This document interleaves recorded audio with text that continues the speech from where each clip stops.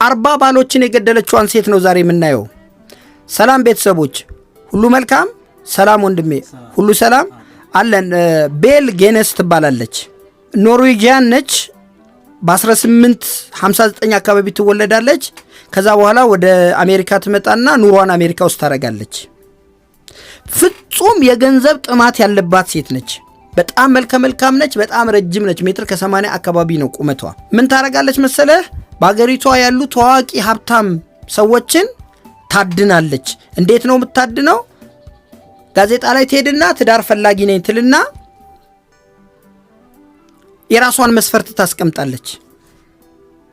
ሀብታም የሆኑ በራሳቸው ገንዘብ ያላቸው እንደዚህ የሆኑ ምናምን እያለች ነው የምታስነግረው። መልካም ቆንጆ ነች። ሀብት ያላቸው ሰዎች ይመጣሉ፣ ያገቧታል። ባልታወቀ ሁኔታ እነሱን ትገላለች። የምትገለው በተለያየ መንገድ ነው። በመድኃኒቶች፣ ምግብ ላይ በሚደረጉ እንክብሎች በአንድ ጊዜ በሚገሉ አይደሉም፣ በጊዜ ሂደት የሚገሉ። ከዛ ከምትኖርበት ግዛት ደግሞ ሌላ አሜሪካ ስቴት ኢንዲያና የሚባለው ስቴት ላይ እዛ ትልቅ የእርሻ ቦታ አላት። ትገልህና እዛ ነው አጽምህን የምትከምረው። አሁንም ሌላ ሰው እንደገና እንደዚሁ ትመለምላለች። በቃ ትዳር ፈላጊ ትላለች፣ ታስመጣለች።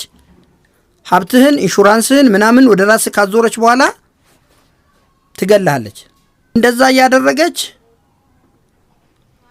እስከ 1908 ድረስ በዚህ ሁኔታ ውስጥ ትቀጥላለች። 1908 ላይ እዛ ኢንዲያና የሚባለው ግዛቷ ላይ እሳት ይነሳና ቤት ውስጥ 3 ሰዎች ይሞታሉ። 2 ልጆቿ ናቸው፣ አንድ እሷ ነች። ከሞተች በኋላ በቃ እሷ ነች ተባለ። እርሻው ምናምን ነገር እንትን ሲባል ከ40 በላይ የወንድ ራስ ቅሎችና ሌሎች አጽሞች ይገኛሉ። ኦኬ በቃ እሷ ከቃጠሎ ውስጥ አብራ ተቃጥላ ሞታለች ይባልና ወደ ፎረንሲክ ሲወስዱት ግን እሷ ሜትር ከ80 ነች ቁመቷ። የ2 ልጆቿ ናቸው። 3ኛው ግን የተገኘው አጭር ሰው ነው፣ እሷ አይደለችም። ከዛ በኋላ የእሷ ጉዳይ ሚስጥር ሆነ ቀሩ። በዓለም ላይ ብዙ ሚስጥር የሆኑ ጉዳዮች የሚባሉ አሉ፣ አሟሟቶች። ከዛ ውስጥ አንዱ የዚህ ሴት ታሪክ ነው፣ የቤል ታሪክ ነው። የት ትግባ የት ትውጣ አይታወቅም። ግን እሷ የሞተችው እሷ እንዳልሆነች ተረጋግጧል። 40 ወንዶች እንደገደለችም ተረጋግጧል። ሀብትና ኢንሹራንሳቸውን እየበላች ማለት ነው።